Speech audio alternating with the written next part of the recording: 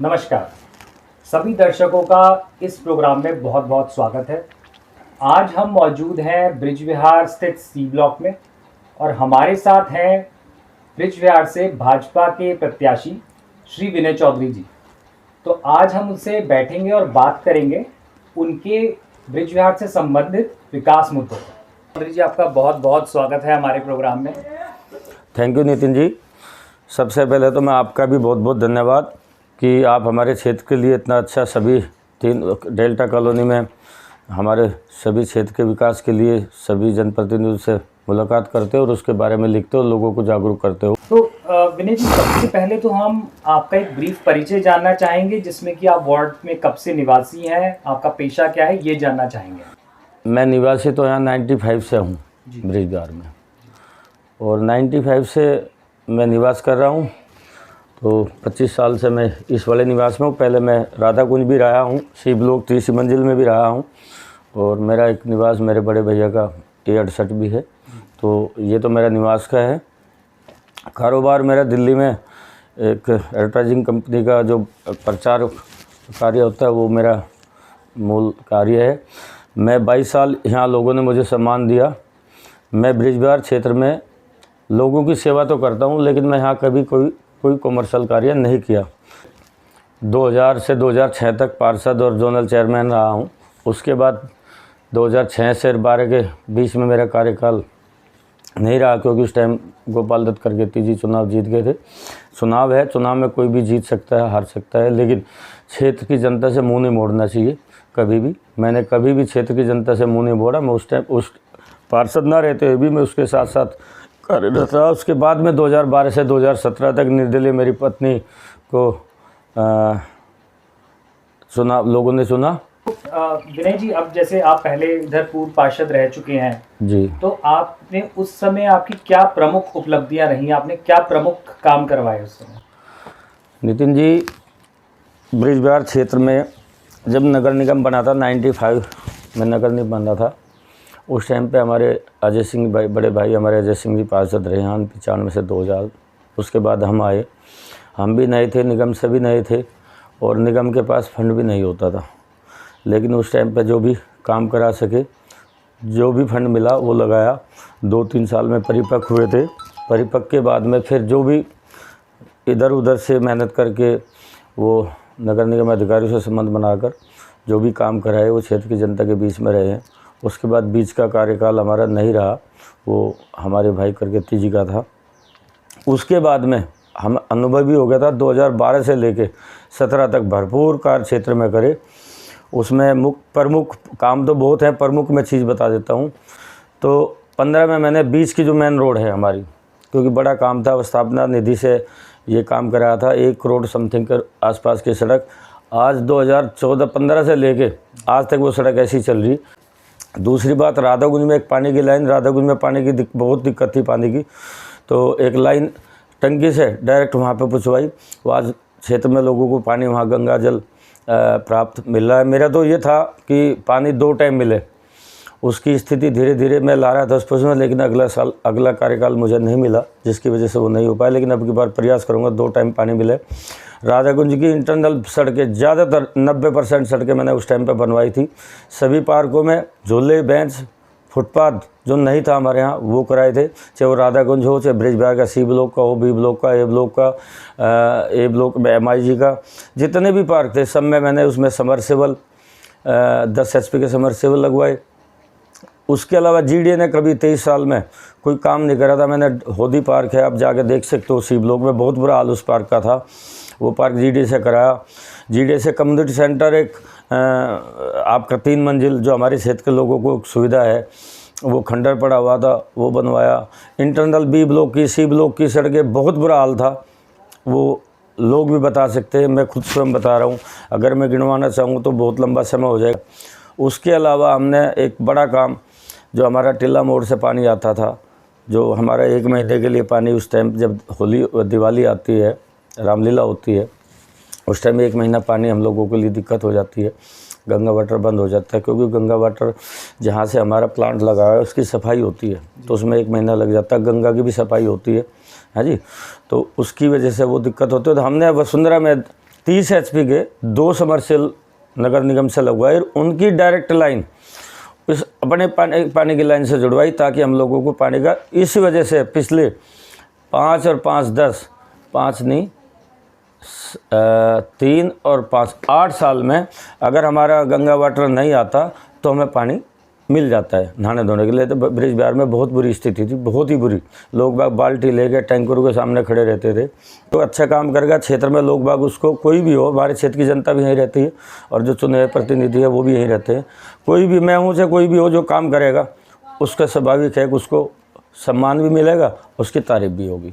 मैं ना निंदा करूँगा, क्योंकि निंदा करने का मेरा कार्य है ही नहीं, लेकिन स्थिति बड़ी नाजुक रही है। डी ब्लॉक में जाके देखो, बहुत बुरा हाल है, नाली का, सड़कों का। अभी पाइप की लाइन डल रही है, मैं देखा वो जाके वहाँ, उसमें नीचे जो एक ईंट की एक जो लाइन डल रही है उसके नीचे एक ईंट डालनी चाहिए, ताकि वो पाइप में जब पानी जाता है, प्रेशर होता है, टूट जाता है, जहाँ जॉइंट होगा वो लीकेज हो जाएगा। कोई ध्यान ही नहीं दे रहा उस पर, पड़ती जा रही है। कोई ठेकेदार तो काम करके चले जाएगा, वो तो पैसे ले लेगा, लेकिन जो जनप्रतिनिधि होते हैं उनको ध्यान रखना चाहिए उसमें। उससे नीचे एक एक ईंट होनी चाहिए, हीट होने से उसका बचाव हो जाता है। कल जब लोड पड़ेगा उस पर डाउन नहीं होगी और वो लीकेज भी नहीं होगी। गंदा पानी भी अक्सर ऐसे आता है। बहुत सारे कार्य जी। लास्ट में भी जब चुनाव हो रहे थे तो एक सीवर की लाइन थी 1 करोड़ 20 लाख रुपए की, वो एक नंबर वहाँ से डी ब्लॉक से लेके और सीवर पंप तक थी, ए ब्लॉक से लेके सीवर पंप तक थी, ताकि लोगों को, जब हमारी कॉलोनी बनी थी तब वो 1 फुट के डाय के सीवर की लाइन बनाई गई थी। लेकिन क्योंकि मकान लोगों ने बनाए हैं, 2-2 मंजिल 3-3 मंजिल पे बनाए हैं, तो पानी का, सीवर का दबाव बढ़ा है। तो मेरे दिमाग में था कि लोगों को दिक्कत होती है सीवर की, तो मैंने उस टाइम पे वो अवस्थापना निधि से 2-3 काम, एक सड़क थी वहाँ से गायत्री आर्य समाज मंदिर से लेकर अग्रवाल तक, बहुत सारे काम हैं। तो विनय जी, अब अगर आप भाजपा के टिकट पे खड़े हो रहे हैं या चुनाव लड़ रहे हैं, तो अगर आपको यहाँ जनता का आशीर्वाद मिलता है तो अब जो आगामी 5 साल है उसमें आपकी क्या प्रायोरिटीज़ रहेंगी, किन चीज़ों पे आप फोकस करेंगे? सबसे पहले तो अब की बार नगर निगम के मेयर साहब से, सांसद जी, विधायक जी, सब लोगों से मिलके हमारी जो साइड 4 की पुलिया है उसकी वजह से हमारे यहाँ ब्रिज बिहार में जल भराव होता है। उसको किसी न किसी रूप में जैसे भी ताकत लगाकर, क्षेत्र की जनता की ताकत मेरे पास होगी तो उस पुलिया को ऊंचा कराना, चौड़ा कराने का कार्य करेंगे, ताकि हमारे क्षेत्र में जल भराव ना हो सके। दूसरा, हमारे लोग बहुत त्रस्त हैं। आज हमारे ब्रिज बिहार में इतना अतिक्रमण हो गया है कुछ चीज़ों का, जैसे हमारा बाज़ार है, बाज़ार लगे, क्योंकि हमारे लोगों को बहुत पुराना बाज़ार लगता जा रहा है। हमारे घर में सब्जियां और बहुत सारी चीज़ ऐसी होती हैं जो हमारी महिला जाके एक दिन वहाँ से लेकर आती हैं, लेकिन बाज़ार वाले जो भाई हैं हमारे, वो भी हमारे कहीं ना कहीं किसी न किसी अपनी जीविका चलाने के लिए काम करते हैं। लेकिन कुछ लोगों ने उनसे हमारे बी ब्लॉक वाली रोड पे पूरे पे कब्जा कर लिया। गाड़ियाँ नहीं निकलती, लोग बाग अगर मोटरसाइकिल भी लेके जा रहे, किसी लग तो लड़ने के लिए आते हैं, वो रेडिया बिल्कुल रोड पे खड़ी कर देते हैं। जी। एक तो सबसे पहले इसको काम को करूँगा। एक क्षेत्र में कुत्तों का मैंने ये देखा कि कुत्ते ए ब्लॉक में, HIG में बहुत खतरनाक कुत्ते हैं। उन कुत्तों का कोई ना कोई ऐसी, और भी कई जगह हैं, उनकी एक नगर निगम के द्वारा जो भी स्थिति होगी उनको, क्योंकि लोग बाग, अनजान आदमी तो निकल ही नहीं सकता वहाँ को, वहाँ के क्षेत्रीय निवासी नहीं निकल पाते। कल मैं डोर टू डोर जा रहा था तो ए ब्लॉक में टंकी के सामने ऐसा देखा, इसमें HIG में ए ब्लॉक में ऐसा देखा, और भी कई जगह दिक्कत है, एक ही समस्या है। उसके अलावा बिजली, लाइट, पानी, सफाई, इस पे ज़्यादा फोकस रखा जाएगा। जो हमारे बड़े बड़े 5 पार्क हैं उनमें सब में ओपन जिम लगाएंगे, ताकि हमारे लोगों को कहीं बाहर ना जाना रहे। विनय जी, आप जैसे ब्रिज बिहार वार्ड से खड़े हो रहे हैं, यहाँ और भी कई लोग दावेदारी कर रहे हैं, जी, जैसा कि आप जानते हैं, तो आप इस कंपटीशन से कैसे निपटेंगे? नितिन जी, चुनाव सभी लड़ते हैं और सभी सोचते हैं कि मेरा चुनाव अच्छा है, मानना भी चाहिए। लेकिन मैं तो ये सोच कर चलता हूँ कि मैं सबसे पीछे हूँ, लेकिन मुझे सबसे आगे जाना है। और क्षेत्र के लोग, जैसे लोग मेरे प्यार कर रहे हैं, जो आशीर्वाद देते हैं, आशीर्वाद दे के रखते हैं। मुझे नहीं लगता कि चाहे 2 हैं चाहे 4 हैं, मैं जब भरपूर क्षेत्र के सभी सम्मानित लोगों का, बुजुर्गों का, महिलाओं का, युवा साथियों का, बच्चों का सबसे भरपूर समर्थन मिल रहा है और भगवान की दुआ से अब की बार यहाँ कमल का फूल खिलेगा। कमल के फूल पे 11 तारीख को आप सुबह 7 बजे से आपको 9 बजे के आसपास आभास हो जाएगा कि क्षेत्र की जनता भी चाह रही है कि सही लोग आएँ, क्योंकि यहाँ पे मैं निंदा भी नहीं करूँगा लेकिन कहे बगैर रुकूँगा भी नहीं। कुछ लोग हैं जो विकास के लिए काम नहीं करते, वो लोगों पे राजनीति करते हैं। लोगों को कई लोग तो डरा रहे हैं, वहाँ क्यों जा रहे हो। हमने अभी अब तक किसी भी कार्यकर्ता को कभी भी नहीं, किसी कार्यकर्ता को ये नहीं कहा। क्षेत्र के लोग हैं, चुनाव है, आज भी है, कल भी यहीं रहना है, राम रहीम कोई भी कर सकता है, लेकिन वो लोगों को डरा रहे हो। विनय चौधरी के पास क्यों जा रहे हो। लेकिन क्षेत्र के लोग मेरे साथ हैं और वो लोग हैं जो लोगों को दूसरी तरफ देते हैं कि कुछ लोग फर्जी हैं, दूसरों को फर्जी बताते हैं। ये क्षेत्र की जनता है, क्षेत्र में सम्मानित लोग रहते हैं, वो बता देंगे कि कौन फर्जी है कौन असली। मैंने उस दिन हमारे उद्घाटन हुआ था, ऑफिस का उद्घाटन हुआ था, मैंने उस दिन भी बोला, आप जन समूह लोगों ने देख लिया होगा कि लोगों की क्या भावना थी, तो क्या मन से वो लोग आए थे। मैंने फ़ोन भी नहीं किया, मैसेज मैंने करी, उस पर आए और व्यक्तिगत तौर से मैंने कहा। लेकिन वो मेरे बड़े हैं, मेरे बुज़ुर्ग हैं, मेरे सम्मानित हैं, मेरे युवा साथी, मेरी महिलाएं, जो मुझे पूरे परिवार से जो लगाव है लोगों का, वो मेरे पास आए। बरसात में 2-2.5 घंटे वो लोग बैठे रहे, तो वो से आप आभास कर सकते हो कि वो क्या। मैंने कभी भी ना, मेरी कोई राशन की दुकान है, ना मैंने कभी किसी का राशन में कट मारा है, ना किसी का राशन कार्ड मैंने बंद कराए हैं। तो सब स्थिति लोग क्षेत्र के जानते हैं, कौन लोग किसको चुनाव लड़ा रहे हैं, वो लोग कहाँ थे पहले 5 साल, अब वही लोग आगे आ रहे हैं। तो क्षेत्र की जनता सब जानती है, सब बता देगी 11 तारीख को कि क्या स्थिति परिस्थिति है। मैं क्षेत्र के लोगों पे राजनीति नहीं करूँगा, मैं क्षेत्र के लोगों के विकास के लिए राजनीति करूँगा और यही मेरा ध्येय रहा है हमेशा, यही मेरा मन रहा है और ये मेरी सोच रही है।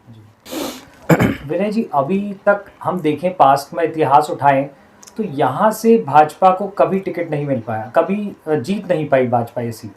तो इस बार आपको लगता है आप इतिहास बना पाएंगे? नितिन जी, जैसा लोगों का प्यार आशीर्वाद मिल रहा है, तो मैं नहीं समझता कि यहाँ कमल अब की बार 25 साल में ना खिले। 101% कमल भाजपा, मोदी योगी जी और योगी जी मोदी जी का जलवा भी कायम है और लोगों का भी मन है। 11 तारीख को कमल ही कमल खिलेगा वार्ड 68 में। तो विनय जी, अंत में आप क्षेत्र की जनता को कोई संदेश देना चाहेंगे? मैं संदेश क्या दूंगा, मैं तो क्षेत्र की जनता से जैसे मुझे प्यार मिल रहा है, आशीर्वाद मिल रहा है, मैं तो सभी को नमन करते हुए निवेदन करूंगा कि आप मुझे जैसे हमेशा प्यार आशीर्वाद देते रहे हैं, अभी भी आशीर्वाद दें, मेरे पे भरोसा करें। मैं पहले भी आपकी सेवा करता रहा हूँ, अभी भी सेवा करूँगा। लोगों को पहचानें, गलत अफवाहों में ना जाएं। आपके बीच में 22 साल हो गए मुझे सेवा करते हुए, एक बार फिर मौका दें। जो पीछे विकास की गति रुक गई थी, उस गति को फिर एज इट इज़ लेकर आप लोगों के बीच में आओ। आपकी सेवा करूँगा, हर क्षेत्र में, हर ब्लॉक में जो जो रुके हुए कार्य हैं उनको पूर्ण करूँगा। वो आपकी शक्ति होगी। और 11 तारीख को, 11 मई में चुनाव चिन्ह नंबर 1 पे है विनय कुमार चौधरी के सामने कमल का फूल। उस पे बटन दबाकर भारी मतों से विजय बनाए। ये जीत आप सब लोगों की जीत होगी। मैं तो आपका सेवक पहले भी था, अभी भी हूँ और हमेशा रहूँगा। धन्यवाद। विनय जी, आपने हमें समय दिया, हमसे बात करी, इसके लिए आपका बहुत बहुत धन्यवाद। थैंक यू नितिन भैया।